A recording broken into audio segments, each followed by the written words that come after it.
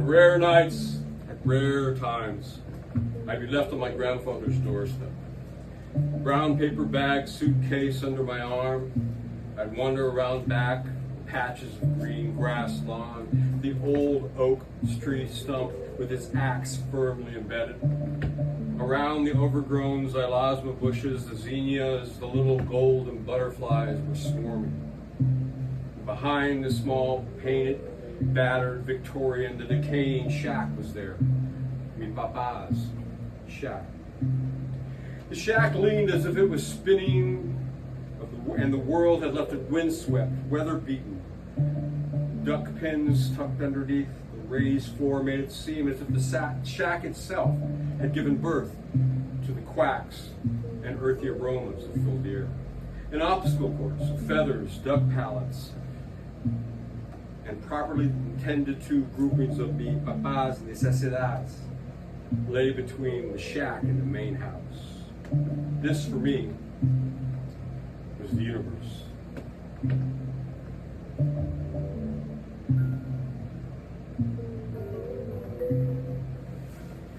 ¿Qué pasó, mi niñito? Ah, Gloria, ¿dónde está tu madre?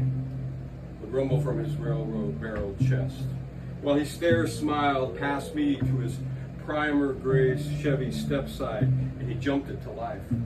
Soon mi abuelo, mi papa, would be weaving tales between the lines on the highway, filling the potholes of old desert roads smooth with our flight to the chocolate mountains. There, where the breeze would animate the brush and tumbleweeds chased jackrabbits into hiding, we entered a place where the sky would loosen our heads.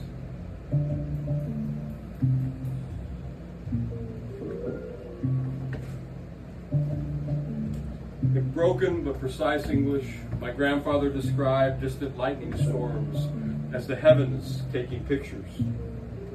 We contorted our eyes to catch the reflection in our own shuddering eyes, and he talked to me about the green face of the mother and the change of life, how heaven's light illuminated her wounds as grace, and how humans paled before her divinity, Maria, of earthly passions, proud of her flowering and deflowering year after year.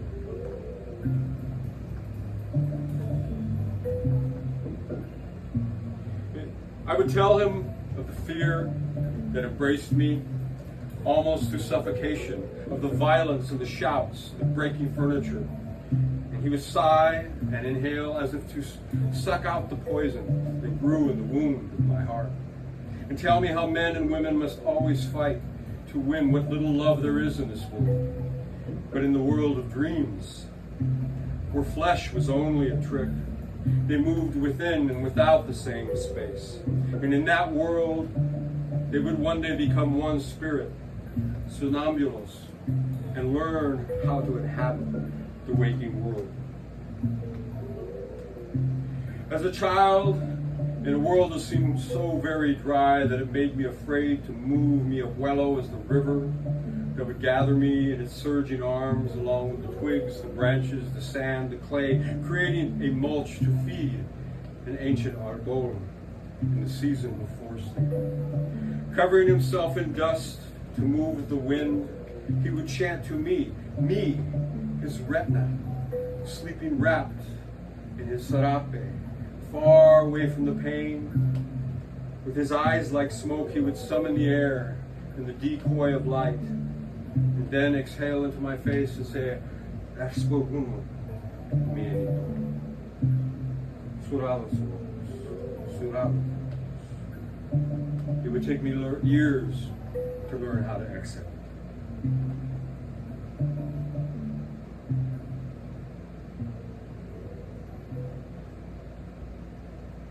Anyway, so that's kind of like what I do, more or less. So it ends up more theatrical, I guess. And we'll try this.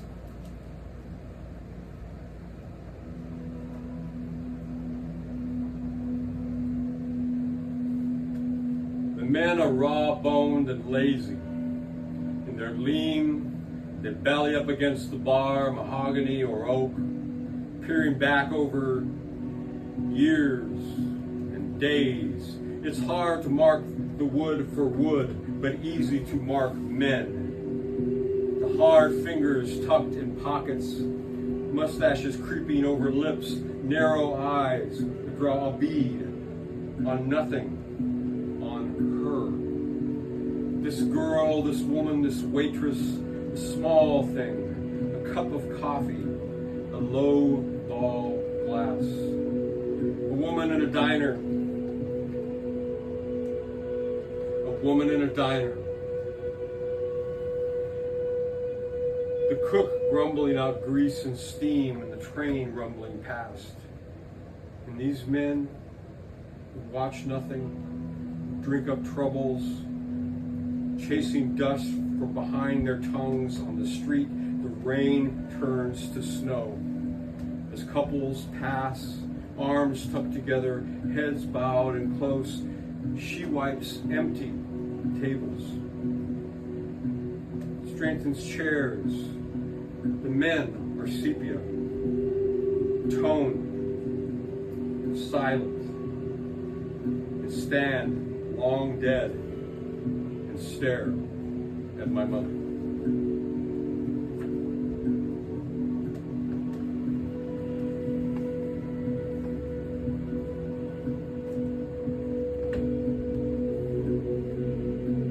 The transient in me shuffles his feet and the contents of his pockets.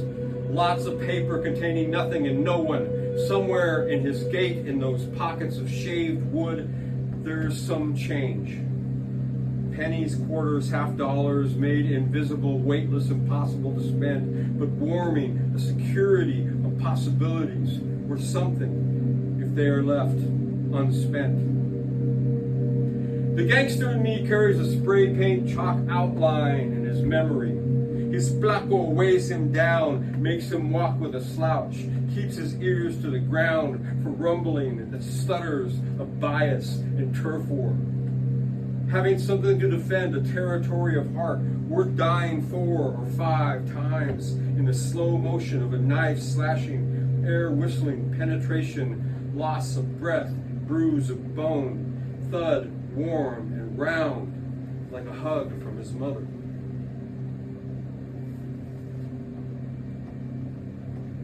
The clown in me drinks enough to have a red nose throb and a disjointed marionette movement. Strung out on the need for laughter in the 3 rings of his mind, he is dancing garish, witty, verbal color around the sword swallower. He feigns a tickle. He receives a glare. People with swords in their mouths have no sense of humor. Distracting the lion tamer to death and catching the trapeze artist with a paper net.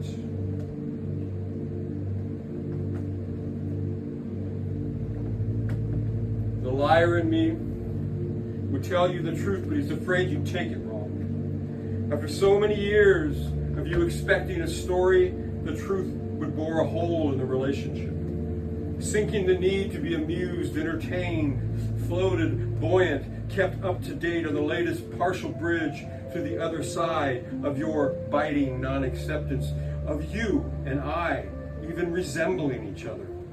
It's just a thought.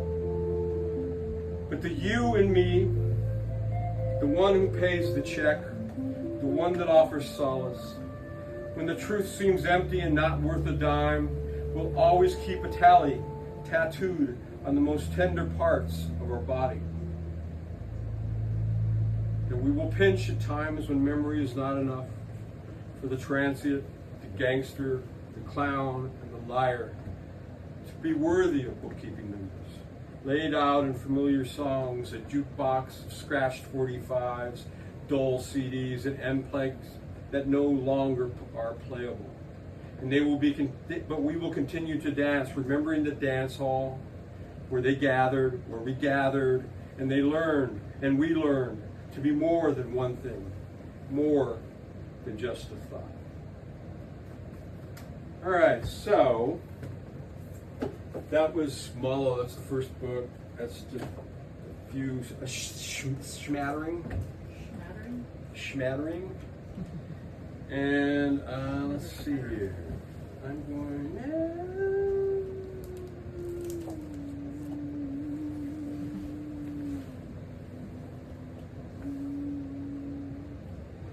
yeah, let's do that. Okay.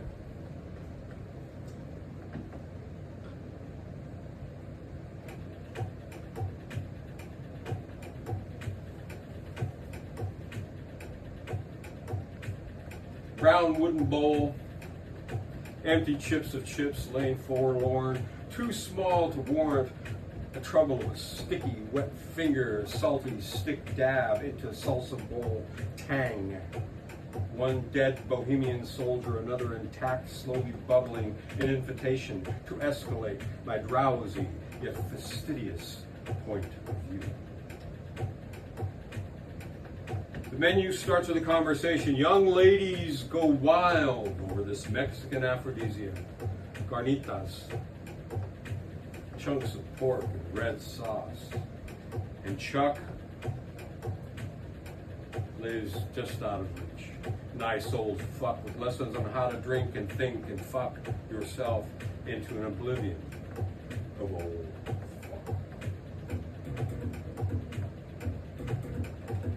It's big here, deep enough to drown, shallow enough to die of thirst.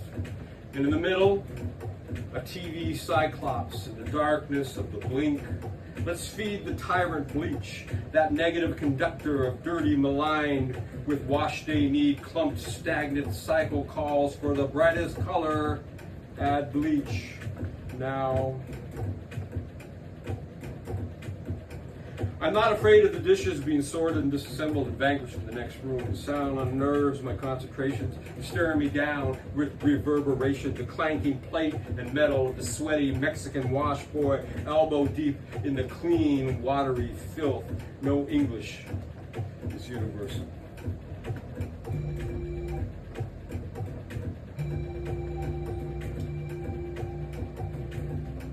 We will be amused. But it's time to be more than just amused. This true, blatant Whitman dogma barking in the yard of your measure of reassurance, these born of grass-stained knees looking backwards in voiceless answers, and the blank mark stares rising up into the heaven examined out of all of, hey, my folks are show people. Your folks are show people. Let's put on a show. I taste my cancer-charged air in barroom gourmet delight, each breath the size, but sometimes it's hard to swallow, so I just wash it all down with red wine, blood room conversation, trying to come up with a reason to inhale again, to savor my lung capacity. You sit your 45 minutes late, blinking code contrary. Sorry, I know how your mind wanders in a place like this, but down, and you tell me of your need to share the space between us. I transpose it all, trying to find a key. I find I have locked myself out. I have no place to sleep tonight. Sleep, the kind no bed can support. Sleep, the transient huddled in the doorway. Sleep, the money too dirty to put anywhere near your mouth, but people do. Sleep, the only thing left I've forgotten. That's right. I love cacophony. I love when words just bury themselves under things, and you can't tell what the linear point is, because I don't think it's my place. It's kind of I guess I try to write stuff as you take it however you want. Same way, this is really pretentious. The same way Lynch makes a movie that he just say, well, I don't know, what do you think it means? You know, to me, I approach things like that. Last thing I'm gonna read is the introduction to this book.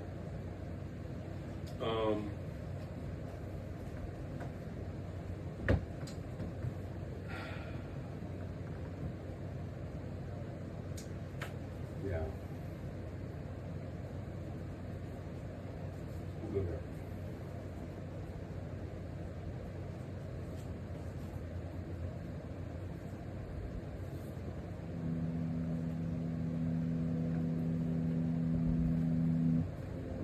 A hunter at some point, the heart becomes the hunter.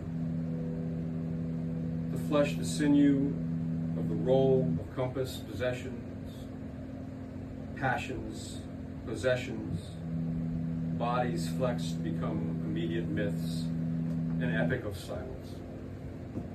Strength, example, or illusion captivates, inspires to its own vision, moving off through daringly, some small will fall.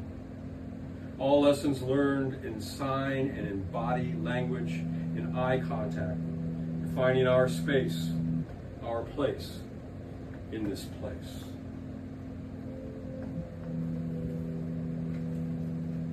After my mother's death, I wandered through incarnations, making the most out of what was left of my mother's life. Numerous art projects, relationships, bands, all done in an attempt to create myself in my own image. While well-intentioned, the whole created in my heart and mind persisted. And the only thing that made sense was a change of venue. I had to find a new city to live in. So in 1987, I packed up everything I owned into my blue Datsun truck and headed north to San Francisco.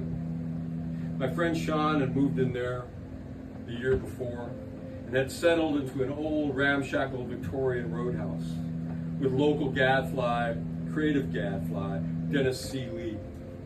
His strange sense of truth was my initiation into the vibrant, swirling sea of San Francisco culture. Each night, Dennis and Sean and I would go to live performances, revival and art house films, and the ever-abundant poetry readings hosted by nearly every coffee house in the city. A few months after my arrival at Cafe Picaro, which had become our regular hang, we were at the Thursday night poetry reading. It started off as with any other, poets queuing up to get on the sign-up list, baristas making their white noise steam and a distant sound of Latin music. I had yet to take the plunge, but I was enthralled by all the wild and woolly variations of the poets. Of course, there were the beats, but also the academics, the 9-to-5ers, the political activists, and the ever-present, I'm going to spill my heart out people. Loners, all vying for a spot in that night's reading. And as the crowd settled in, the host, Julia, read aloud the readers for the night through a tinny PA, and all the usual suspects were there, and a few ringers. And then, whoa, whoa, whoa, whoa, whoa, whoa! Come on. I came all the way across town. You know, you gotta let me read. Boom from behind us. We all turned, and there inside the doorway stood a disheveled, world-weary guy, roughly my age, but with an intensity in his eyes years beyond my own. Diego, you know the rules. First come, first serve. Come on, Julia. I got it, I'll explode. And then from my left came, I'll sell you my spot for $20. Laughter broke out. As the poet in the doorway started rummaging through his ill-fitting pants, I got 16 and change. That'll work, came the reply. Okay, so all the other poets and Diego, what's the last name you're going by these days? Barstow. Diego Barstow, come on, Juliet. I threw up on your porch the other night. Again, we all laughed. That introduction was the start of a long and tumultuous and fruitful friendship. The night I met Diego Barstow. What followed was an array of nights that reel through my memory like a worn 16mm film, glitchy, grain, repeatedly needing repair. Nights of abandon, madness, deep conversation, lots of drugs and alcohol, dark-eyed Diego and his finely curated bohemian finery and his leather satchel slung low over his back, and me in my middle-class worker stylings. We went deep. We shared confessions, lovers, darkness, and 10 square miles of a San Francisco night. We went to readings all over the city, North Beach. Yes, we threw up in Jack Kerouac Alley. It's mandatory. Club Commotion, Paradise Lounge, The Mission, occasionally over to Berkeley to hear the well-heeled and educated put forth their jive. Somewhere along the way, Diego convinced me to put up or shut up, to get out there and spill it, flood the void, to be more than my thoughts, to be part of the active, radical thought crowd. I did, I never looked back. It was 3.5 years of sin and redemption, full of blinding vistas, liquid thought. Diego was with his outrageous stabs at the profound, as only a street-level beat poet could put forth, part Blake, part Burroughs, part Nin, like Ferlinghetti on speed and acid, and always pushing, always. I hit a wall at some point. The lack of sleep, the chemicals, the breaking of my own heart night after night, its toll. I lost my job, I lost my friends, I lost my way. I was simply done, broke and broken.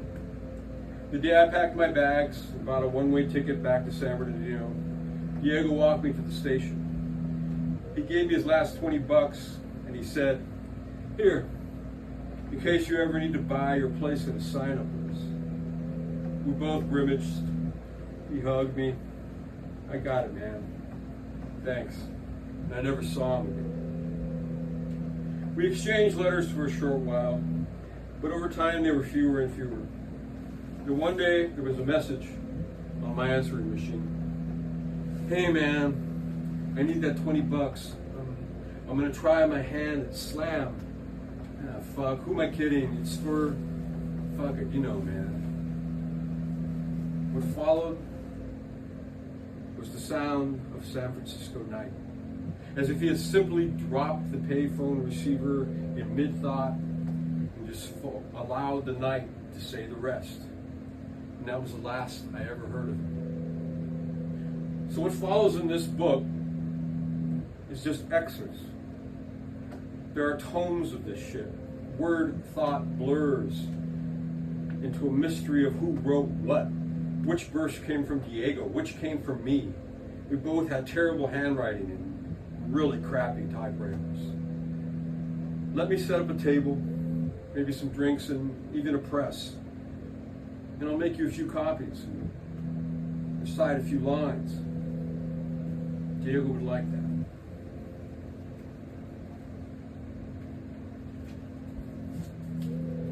The secret is the pastiche, a story like an unfolding flower grown in rich soil. A story like an unfolding flower grown in rich soil, collecting memories to take into the dark and molest. They swirl and lick you with dopamine and leave you in a field. A place becomes a thing, a person, a pungent, moist metaphor of survival, of birth. The pressure, the gurgling of pipes pushing weather through the body. The walls of these memories mottled with bad plaster. You take a knife and you tell yourself you're smoothing it all out. These cluttered things, nothing matching the frenzy, the comfort, the blur. And that's a good thing, isn't it? So I'm here now, inside the light bulb, inside the light itself.